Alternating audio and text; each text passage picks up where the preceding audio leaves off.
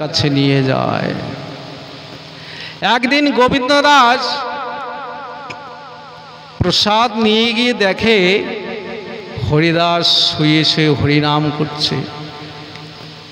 বাইরের থেকে গোবিন্দ বলছে, হরিদাস, তোমাকে তো আমি কোনোদিন শুয়ে থাকা দেখিনি, তুমি আজকে শুয়ে শুয়ে হরিনাম করছো, তোমার কি হয়েছে? তোমার কি শরীরে কোনো ব্যাধি হয়েছে? হরিদাস বলছে, গোবিন্দ, শরীরে আমার ব্যাধি হয়নি, কারণ আমার মন অসুস্থ, আমার বুদ্ধি অসুস্থ। আমি যে প্রতিদিন 3 লক্ষ হরিনাম করি, সেই সংখ্যা সংকীর্তন তো পূর্ণ হলো না। কি করে আমি আজকে প্রসাদ গ্রহণ করব গোবিন্দ? আমি খেতে পারবো না। এবার মনে মনে ভাবছে, আমি যদি প্রসাদকে অবলম্বন করে ফিরিয়ে দেই, তাহলে প্রসাদের অপরাধ হয়ে যাবে। যাতে অপরাধ না হয় এই জন্য কি করলেন, এক রঞ্চ একটু প্রসাদ মুখে দিয়ে বলছে, গোবিন্দ যাও, নিয়ে যাও, আর আমি খেতে পারবো না। এবার প্রসাদ নিয়ে গিয়ে ছুটতে ছুটতে মহাপ্রভুর কাছে গেলেন। গোবিন্দ গিয়ে বলছে, প্রভু, যে হরিদাস কোনোদিন শুয়ে থাকে না, সে হরিদাস শুয়ে আছে, শীঘ্রে যাও হরিদাসের কাছে। এই কথা শুনে মহাপ্রভু ছুটতে ছুটতে আসলেন। আমার হরিদাস, আমার হরিদাস। এসে বলছে, হরিদাস, তোমার কি হয়েছে হরিদাস? হরিদাস বলছে, প্রভু, আমার শরীর ভালো আছে, কিন্তু আমার মন অসুস্থ, বুদ্ধি অসুস্থ। হরিদাস, হরিনাম করলে লোকের মনের অসুখ সেরে যায়, আর এত হরিনাম করে তুই বলিস মনে অসুখ। হরিদাস বলছে, প্রভু, এই যে লোকের যে অসুখ হয় সেটা তো মায়া রোগ প্রভু, আমার তো মায়া রোগ নয়। তাহলে তোমার কি রোগ হয়েছে? আমার কি রোগ হয়েছে শুনবে? আমার যেটা শরীরে ব্যাধি হয়েছে, যতবারে আমি দেখছি ততবারে তুমি যেন আস্তে আস্তে লীলা সমাপন করতে চলেছ। হে প্রভু, তুমি যদি আমাকে ছেড়ে চলে যাও, আমি কাকে নিয়ে থাকব? তোমার কাছে আমার একটা প্রার্থনা, আমি তোমার আগে যেতে চাই, তুমি আমাকে অনুমতি দাও। যেই হরিদাস এই কথা বলেছিলেন মহাপ্রভুকে, মহাপ্রভু নয়নজল ছেড়ে দিয়ে বলছে, হরিদাস, এ কি কথা বলছিস? ওরে, তুই যদি চলে যাস, আমি কাকে নিয়ে থাকবো রে? প্রতিদিন আমি জগন্নাথ দর্শন করতে যাই, ওই জগন্নাথ দর্শন করে এসে তোমার সামনে আমি দাঁড়াই, তোমাকে দর্শন করি, তোমাকে দেখলে আমার আনন্দ লাগে, তোমাকে দেখলে আমার অন্তরে শান্তি আসে হরিদাস। কিন্তু তুমি যদি চলে যাও, আমি কাকে নিয়ে থাকব? হরিদাস বলেছিলেন, প্রভু, এই জগতে তোমার হাজার হাজার ভক্ত আছে, আমি একজন চলে গেলে তোমার কিচ্ছু হবে না।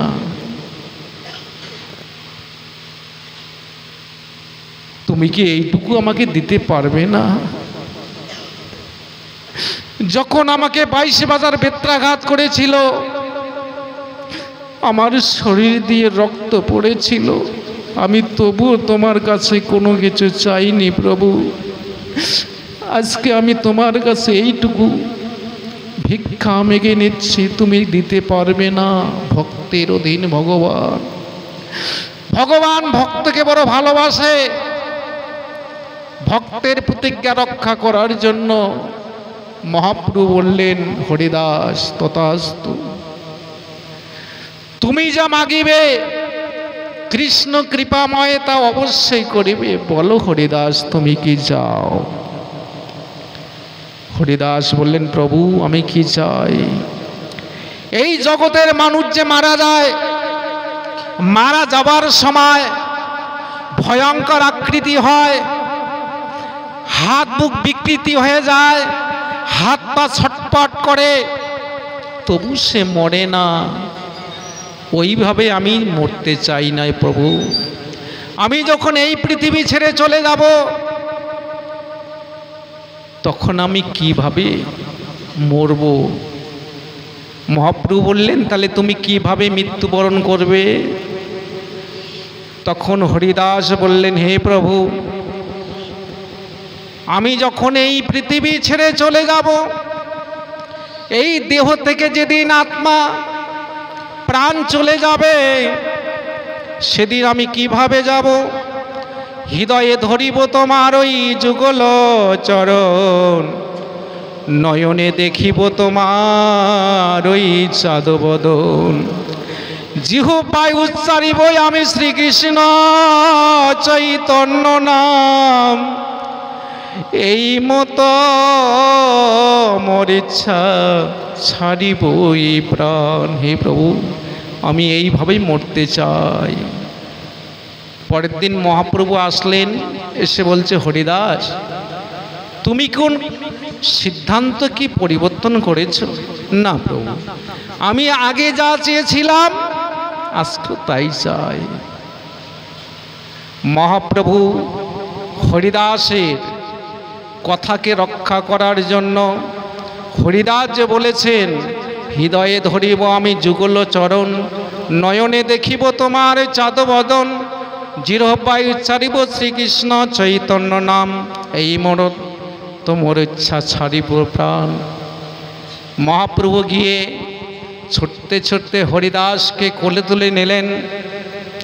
আর যেই কোলে তুলে নিলেন, হরিদাসকে যেই মহাপ্রভু কোলে নিলেন, হরিদাস মুখে শ্রীকৃষ্ণ চৈতন্য শব্দ কহে বারবার।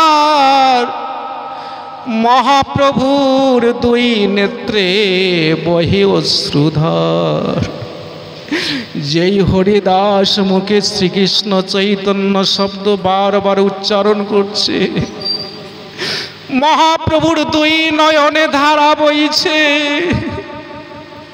হরিদাস মুখে বারবার শ্রীকৃষ্ণ চৈতন্য নাম উচ্চারণ করে।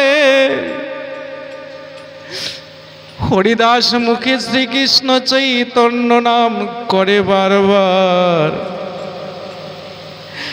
হরিদাস মুখে শ্রীকৃষ্ণ চৈতন্য নাম করিল উচ্চারণ।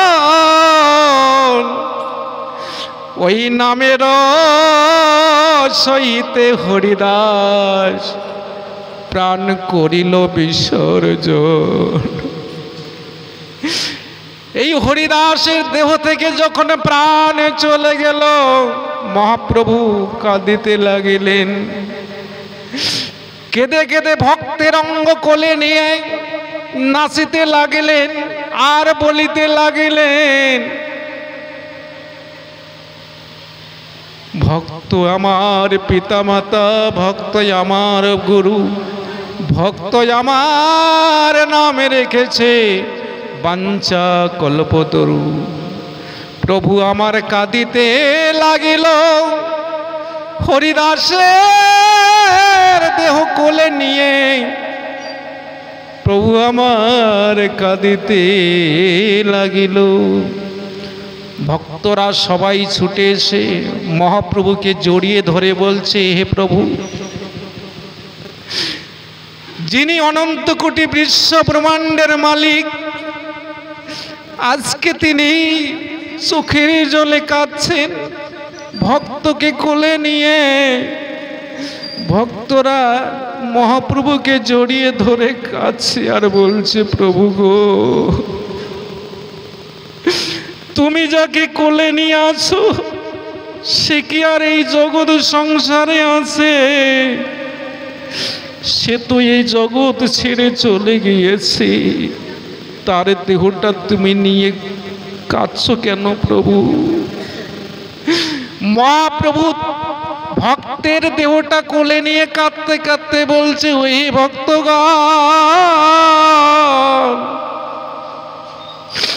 হরিদাস আছিল আমার ভক্ত শিরোমণি, হরিদাস বিহনে আজ আমি মণিহারা ফণি।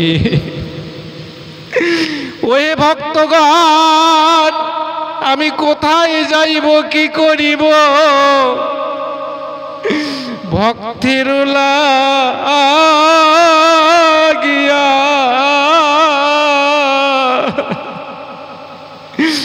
প্রাণপ্রিয় হরিদাস আমায় আজ গেল রে ছাড়িয়া। হরিদাস তুমি আমাকে ছেড়ে চলে গেলে আর হরি বলা বদনখানি আমি দেখতে পাবো না। সকল ভক্ত মিলে মহাপ্রভুকে জড়িয়ে ধরে কেঁদে কেঁদে বলছে, হে প্রভু, যিনি চলে গেছেন তাকে কোলে নিয়ে তুমি কেন কাঁদছো? তার সমাধির জন্য ব্যবস্থা করে দাও। তাই মহাপ্রভু হরিদাসের দেহটা, ভক্তের দেহটা কোলে করে ভক্তগণকে নিয়ে সমুদ্রে কোলে নিয়ে গেলেন। সমুদ্রে কোলে নিয়ে সমুদ্রেতে স্নান করালেন। সমুদ্রে স্নান করিয়ে মহাপ্রভু কথা দিলেন, এতদিন এই সমুদ্র ছিল তীর্থস্থান, আজকে আমার ভক্ত হরিদাস স্নান করার পর হলো মহা মহা তীর্থস্থান। নিতাই গৌরানন্দে হরে হরে বল। হরিদাসের দেহটা সমুদ্রে স্নান করিয়ে বালুঘাট করার জন্য সমুদ্রের উপরে গর্ত করলেন। হরিদাসের দেহটা গর্তের মধ্যে রাখলেন। মহাপ্রভু দুই মুষ্টি বালু দিয়ে মহাপ্রভু নয়ন ধারা বইছে আর কাঁদিতে লাগলেন। কেঁদে কেঁদে বলেছেন, ওহে ভক্তগণ, তোমরা আস্তে আস্তে দিও বালু আমার হরিদাসের গায়, তোমরা সর্বঙ্গে দিও বালু আমার হরিদাসের জন্য বদন দেখা।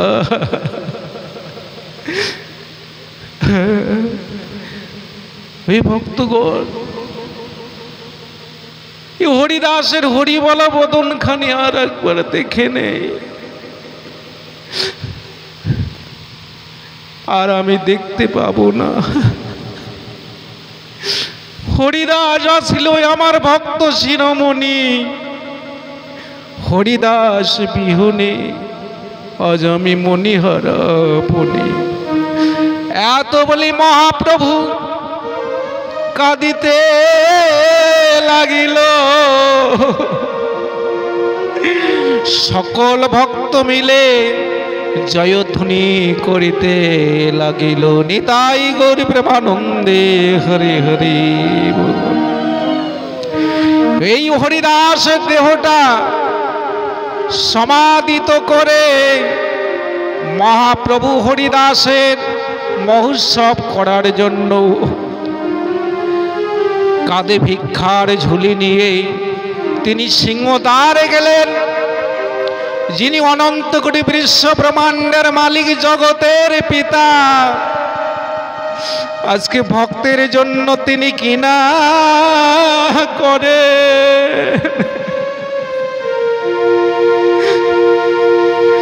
আজকে তিনি ভক্তের জন্য কাঁধে ভিক্ষার ঝুলি নিয়ে দাঁড়ে দাঁড়ে ভিক্ষা করছেন আর বলছেন, হে নগরবাসীগণ, তোমরা আমাকে এই ভিক্ষা দাও, আমি হরিদাসের মহোৎসব করব। ভক্তের জন্য দাঁড়ে দাঁড়ে ভিক্ষা করিয়ে সেই ভিক্ষা ভিক্ষা নিয়ে এসে হরিদাসের মহোৎসব করবে, আজও সেই নিয়ম আছে। এই জগৎ সংসারে কেহ যদি কারো পিতা মাতা মরে যায়, আজও তার কোনো ছেলে থাকে, 2-3 বারই তাকে ভিক্ষে করতে হয়। সেই নিয়ম আজও প্রচলিত আছে। কারণ মহাপ্রভু ভিক্ষা করেছিলেন, সেই ভিক্ষা করিয়ে হরিদাসের মহোৎসব করলেন সকল ভক্ত মিলে। সেই মহোৎসব করিয়ে সকল ভক্তগণকে বললেন, ও হে ভক্তগণ, আমার এই নামাচার্য হরিদাস ঠাকুরের তোমরা জয়গান সবসময় বলিবে। এই নামাচার্য ঠাকুর হরিদাসের যতবার জয় দিবে ততবারই তোমরা হরিদাসের কৃপা পাবে। এই ভক্ত হরিদাসের যদি একবার কৃপা হয়ে যায়, আমার কৃপা তো অবশ্যই হবে। নিতাই গৌর প্রেমানন্দে হরি হরি বল। তাই মহাপ্রভু হরিদাসের জয়ধ্বনি দিতে লাগলেন, সকল ভক্ত মিলে উলধ্বনি করতে লাগলেন, জয় দেও জয় দাও বলি হরিদাসের, জয় দাও বলি মহাপ্রভু বলিতে লাগলেন। নিতাই গৌর প্রেমানন্দে হরি হরি বল। পঞ্চা কল্পতরুশ্চ কৃপা সিন্ধুভ্যশ্চ পতিতানাং পাবনেভ্যো সর্ববৈষ্ণবেভ্যো নমো নমঃ।